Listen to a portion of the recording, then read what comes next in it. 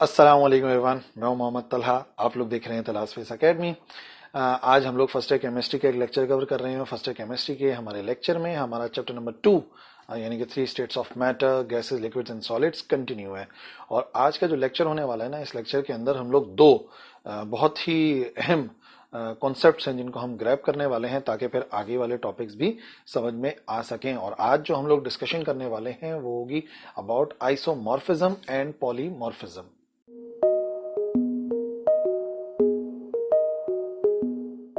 तो देखो, ये जो कॉन्सेप्ट है ना, आइसोमॉर्फिज्म और पॉलीमॉर्फिज्म, ये आप जो है ना इनके नामों से याद रखें।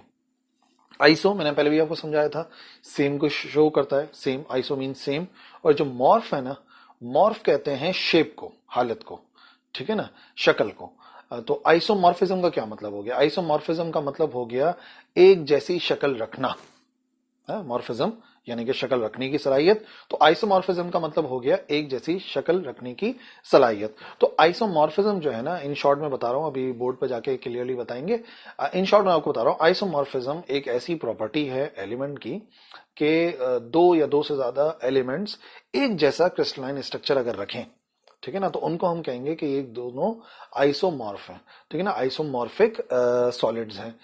कब? जबकि दो जो एलिमेंट्स हैं वो सेम स्ट्रक्चर, सेम मॉर्फ यानी कि सेम क्रिस्टल रखें, सेम टाइप ऑफ क्रिस्टल रखें, तो उसको हम कहते हैं आइसोमॉर्फिक मटेरियल्स। और ये जो फिनोमेना आइसोमॉर्फिज्म कहलाता है। और इसी तरीके से पॉलीमॉर्फिज्म, पॉली कहते हैं एक से ज्यादा, ठीक है, मॉर्फ कहते हैं शक्ल को, शेप को। तो पॉलीमॉर्फिज्म का क्या मतलब निकला? पॉलीमॉर्फिज्म का मतलब हो गया एक से ज्यादा शक्ल रखने की सलाहियत, पॉलीमॉर्फिज्म। तो अगर कोई एलिमेंट मुख्तलिफ कंडीशंस के अंदर मुख्तलिफ क्रिस्टल्स रखता है, मुख्तलिफ शेप्स रखता है, तो ऐसे इस फिनोमेना को हम कहते हैं पॉलीमॉर्फिज्म, ठीक है ना। तो लेकिन यह है कि एग्जैक्ट क्या क्या एग्जांपल्स हैं, कहां कहां आइसोमॉर्फिज्म आप देख सकते हो, कहां कहां पॉलीमॉर्फिज्म देख सकते हो, उसके लिए चलते हैं व्हाइट बोर्ड की तरफ। तो एग्जैक्ट डेफिनेशन देख लो आइसोमॉर्फिज्म की। Existence of different substances in one crystalline form is known as isomorphism, ठीक है ना। किस डिफरेंट सब्सटेंसेस अगर वो एग्जिस्टेंस में हो, यानी कि पाए जाएं एक ही क्रिस्टलाइन फॉर्म में, यानी कि दो सब्सटेंसेस डिफरेंट हैं लेकिन उनकी जो क्रिस्टलाइन फॉर्म है वो सेम है, तो उसे कहते हैं आइसोमॉर्फिज्म। जैसे मैंने आपको बताया, आइसो मीन सेम और मॉर्फ यानी कि शेप, तो आइसोमॉर्फिज्म सेम क्रिस्टलाइन फॉर्म में। और दूसरे तरीके से ऐसे समझ लो कि डिफरेंट सब्सटेंसेस में exist in identical crystalline forms. जो डिफरेंट सब्सटेंसेस हैं वो आइडेंटिकल यानी कि एक जैसी क्रिस्टलाइन फॉर्म में पाए जाएं, this phenomena is called isomorphism. इस फिनोमेना को हम कहते हैं आइसोमॉर्फिज्म।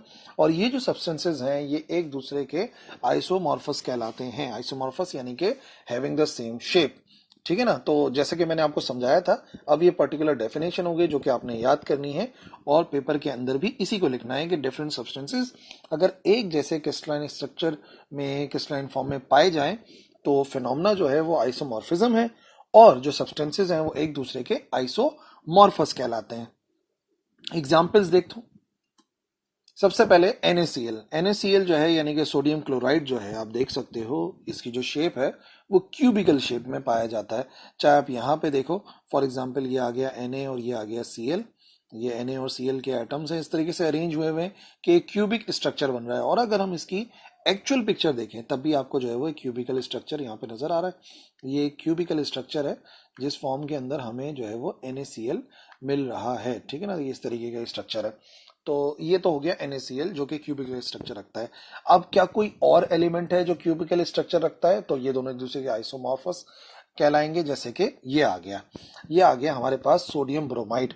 सोडियम ब्रोमाइड भी अगर देखा जाए तो एक आ गया सोडियम, एक आ गया ब्रोमाइड, और इनकी भी जो अरेंजमेंट है वो है इन फॉर्म ऑफ क्यूब्स। इसका भी जो सिस्टम है क्रिस्टलाइन वो क्यूबिकल शेप है। और यहाँ पे भी आप देख सकते हो कि आपको एक क्यूबिकल शेप नजर आ रही है। यह सोडियम ब्रोमाइड जो है वो भी हमें कैसे मिल रहा है? वो भी हमें मिल रहा है क्यूबिकल शेप के अंदर। तो याद रखिएगा, ये दो ऐसे सब्सटेंसेस मैंने आपको बताए जो सब्सटेंसेस सेम फॉर्म में, सेम क्रिस्टलाइन स्ट्रक्चर में पाए जाते हैं, इस वजह से ये दोनों एक दूसरे के आइसोमॉर्फस कहलाते हैं। दूसरी एग्जाम्पल हो गई, ये आ गया कैल्शियम कार्बोनेट, CaCO3, ठीक है ना। ये आ गया हमारे पास कैल्शियम कार्बोनेट जिसका स्ट्रक्चर आपको कैसा नजर आ रहा है? देख लीजिए, आपको इसका स्ट्रक्चर नजर आ रहा है। ठीक है ना। तो ये जो स्ट्रक्चर है, जैसा कैल्शियम कार्बोनेट का स्ट्रक्चर है, वैसे ही जो स्ट्रक्चर है वो आपको नजर आएगा यहाँ पर NaNO3 का, यानी कि सोडियम नाइट्रेट का। ठीक है ना। और ये आप देख सकते हो, ये क्लिनिकल शेप है, क्लिनिकल शेप है, यानी कि क्यूबिकल नहीं है बल्कि थोड़ा सा बेंडिंग आई हुई है। आप देखोगे तो इसका क्रिस्टल बिल्कुल सीधा नहीं है, बल्कि इसमें थोड़ी सी बेंडिंग आ रही है। मोनोक्लिनिक स्ट्रक्चर कहलाता है। और ये जो स्ट्रक्चर है आप देख सकते हो, कैल्शियम कार्बोनेट का भी यही है और सोडियम नाइट्रेट का भी यही है। तो सोडियम नाइट्रेट और कैल्शियम कार्बोनेट एक दूसरे के क्या बन गए, ये बन गए एक दूसरे के आइसोमॉर्फस। तो ये भी जो स्ट्रक्चर है, दोनों अलग अलग फिगर देखने में शायद आपको लग रही हो, लेकिन ये है ऐसे ही, क्यूबिकल सी शेप नजर आ रही है, लेकिन जो एंगल है वो 90 डिग्रीज के नहीं है। ठीक है ना। और यहाँ पे भी ऐसे ही कि स्ट्रक्चर जो है वो क्यूब के जैसा ही है, यानी कि साइड से बराबर है, लेकिन जो स्ट्रक्चर है, जो एंगल बन रहा है वो परपेंडिकुलर नहीं है, 90 डिग्री नहीं है। तो मैंने आपको दो आइसोमॉर्फस सब्सटेंसेस की मिसाल दी। सबसे पहले मैंने मिसाल दी NaCl की, और फिर मिसाल दी मैंने सोडियम ब्रोमाइड की, और यहाँ पे है कैल्शियम कार्बोनेट और NaNO3।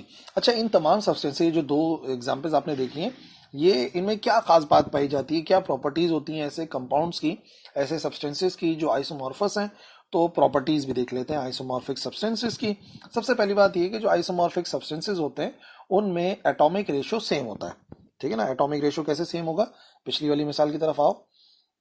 अब इसके अंदर देखो क्या नजर आ रहा है, यहाँ पे आपको यहाँ पे नजर आ रहा है कैल्शियम 1, ठीक है, तो सोडियम 1, इसी तरीके से यहाँ पर आ गया कार्बन 1, तो यहाँ पर आ गया नाइट्रोजन 1, इसी तरीके से आ गया ऑक्सीजन 3, तो यहाँ पे आ गया ऑक्सीजन 3। ठीक है। तो कहने का मकसद ये है कि जो सब्सटेंसेस होते हैं आइसोमॉर्फिक, उनमें जो एटॉमिक रेशियो होता है वो सेम होता है। जैसे कि अभी मैंने आपको जो रेशियो बताया, वो रेशियो मैंने आपको क्या बताया कि पहला जो था सोडियम, जैसे कैल्शियम की मिसाल ले लो, तो कैल्शियम कार्बोनेट Ca1 था, कार्बन भी 1 था और ऑक्सीजन 3 था, और इसी तरीके से सोडियम भी 1 था, नाइट्रोजन भी 1 था और ऑक्सीजन 3 थे। तो एटॉमिक रेशियो सेम होता है आइसोमॉर्फिक सब्सटेंसेस में। इसी तरीके से जो एम्पिरिकल फार्मूला होता है, जाहिर सी बात है वो सेम बनेगा, क्योंकि रेशियो सेम है, तो एम्पिरिकल फार्मूला तो सेम बनेगा। ये देखो, जो मैं आपको रेशियो की बात कर रहा था ना, कैल्शियम 1, कार्बन 1, ऑक्सीजन 3, 1 1 3, और इसी तरीके से सोडियम 1, नाइट्रोजन 1 और ऑक्सीजन 3। तो ये आ गया सोडियम 1, नाइट्रोजन 1 और ऑक्सीजन 3।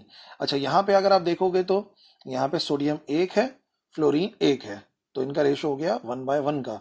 इसी तरीके से मैग्नीज ऑक्साइड के अंदर आप देख लो, यहाँ पे मैग्नीशियम 1 है, ऑक्सीजन 1 है, तो 1:1 का रेशो आ गया। तो जब रेशो सेम है तो याद रखिएगा जो एम्पेरिकल फॉर्मूला जो कि रेशो पे बनता है वो भी सेम ही रहेगा। तीसरी प्रॉपर्टी ये है कि उनकी केमिकल और फिजिकल प्रॉपर्टीज डिफरेंट होती हैं। ये मत समझो कि स्ट्रक्चर सेम है तो केमिकल और फिजिकल प्रॉपर्टीज सेम होंगी, नहीं। जो केमिकल और फिजिकल प्रॉपर्टीज होती हैं इन सब्सटेंसेस की, आइसोमॉर्फिक सब्सटेंसेस की, वो डिफरेंट होती हैं, दोनों, केमिकल भी और फिजिकल भी। और इसी के साथ साथ अगर उनके सोल्यूशन को मिक्स किया जाए तो वो मिक्स टाइप ऑफ क्रिस्टल्स बनाते हैं। कोई भी ऐसा नहीं है कि वो लीड करने लगे, कोई लैग करने लगे, बल्कि ऐसा होगा कि जब भी सोल्यूशन बनेगा तो मिक्स टाइप ऑफ क्रिस्टल्स बनते हैं। ठीक है ना। तो ये चौथी होगी प्रॉपर्टी। इसी तरीके से पांचवी प्रॉपर्टी ये है कि सेम जो प्रॉपर्टी होती है ये ओवर ग्रोथ भी शो करते हैं, यानी ग्रो करते रहते हैं, मिलते रहते हैं, बनते रहता है स्ट्रक्चर, तो ये प्रॉपर्टी को ओवर ग्रोथ भी शो करते हैं। दूसरी जो बात थी polymorphism, poly means more than one, morph यानी कि शेप, तो मोर देन वन शेप रखने की property. Existence of substance into more than one crystalline form, यानी कि सब्सटेंस एक ही है लेकिन वो एक से ज्यादा अगर क्रिस्टलाइन फॉर्म के अंदर पाया जाए तो वो कहलाता है पॉलीमॉर्फिज्म। पॉलीमॉर्फिज्म यानी कि एक ही सब्सटेंस है लेकिन एक से ज्यादा फॉर्म में पाया जाए, क्रिस्टलाइन फॉर्म में।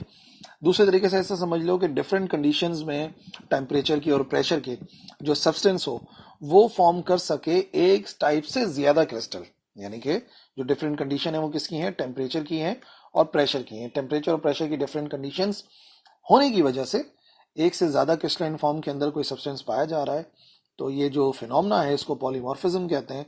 और ये जो होते हैं डिफरेंट क्रिस्टलाइन फॉर्म, ये पॉलीमॉर्फस कहलाते हैं या पॉलीमॉर्फिक सब्सटेंसेस कहलाते हैं। यानी सब्सटेंस तो एक ही है लेकिन वो पॉलीमॉर्फिक कहलाते हैं। जैसे मिसाल के तौर पर मैं आपको कैल्शियम कार्बोनेट के बारे में बताऊं कि कैल्शियम कार्बोनेट जो है ये मुख्तलिफ जो है वो फॉर्म शो करता है अंडर डिफरेंट कंडीशन। जैसे कि एक फॉर्म जो होती है वो उसकी कहलाती है एरागोनाइट, जिसकी शेप आप देख सकते हो, इसकी शेप है ऑर्थोरोम्बिक। ठीक है ना, ऑर्थोरोम्बिक शेप है। और जो शेप्स वगैरह हैं इनको डिटेल में हम लोग अगले लेक्चर में ज़रूर कवर करेंगे, अपलोड हो चुका होगा, तो आप जाके जो है प्लेलिस्ट के अंदर देख सकते हो, जो 7 सिस्टम्स हैं क्रिस्टल्स के। ठीक है, बहरहाल लेकिन ये ऑर्थोरोम्बिक है एरोगोनाइट, और होता वो कैल्शियम कार्बोनेट ही है, यानी कि CaCO3 है, लेकिन वो एरोगोनाइट होता है तो वो ऑर्थोरोम्बिक फॉर्म में होता है। और सेम कैल्शियम कार्बोनेट जो है वो पाया जाता है कैल्साइट की फॉर्म में, और वो होता है ट्राइगोनल। तो आप देखो कि एक ही चीज है दोनों कैल्शियम कार्बोनेट, यानी केमिकली एक ही जैसा रिएक्शन करेंगे, सब कुछ एक जैसा होगा, लेकिन इनकी जो क्रिस्टलाइन फॉर्म है वो डिफरेंट मिल रही है। एरोगोनाइट जो है वो ऑर्थोरोम्बिक मिलता है, और कैल्साइट जो है वो ट्राइगोनल फॉर्म के अंदर होता है। मैंने बताया ना, ये जो ऑर्थोरोम्बिक और ट्राइगोनल है, इन शेप्स की क्या प्रॉपर्टीज हैं, एंगल, साइड्स वगैरह, ये जो है वो 7 सिस्टम्स जो है क्रिस्टल्स के, उस वाले लेक्चर के अंदर जाके आप देख सकते हो, इसी चैप्टर की प्लेलिस्ट में। So that's it. उम्मीद करता हूं कि आइसोमॉर्फिज्म और पॉलीमॉर्फिज्म, स्पेशली जो एग्जांपल्स हैं फिगर से इसी वजह से दी, ताकि आप उन्हें अपने जहन के अंदर बिठा लीजिए। और अगर कोई सवाल है, कोई एग्जांपल देना चाहो, दूसरे स्टूडेंट्स के इल्म में इजाफा करना चाहो, तो बिल्कुल आप कमेंट सेक्शन के अंदर लिखें, मुझे बहुत ज्यादा खुशी होगी इस बात की। और हम मिलते हैं नेक्स्ट लेक्चर के अंदर। That's all for today. Allah Hafiz.